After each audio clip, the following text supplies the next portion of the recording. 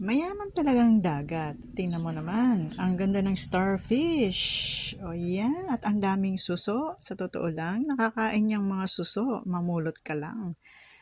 Kahit ilang sako ang gusto mo. Ayan naman ang sea urchin na ibang klase. Tinatawag naming ubanan. Gumagalaw sila pagka sinasabuyan ng tubig kasi buhay pa sila. Ayan. Pero kapag napabayaan mo, naku, lulusong din yan sa tubig. At ito naman yung mahal na sea cucumber. Yan. Ang mahal niyan sa ibang bansa, yung dried, lalo na sa Chinese. Pero tingnan mo nga naman.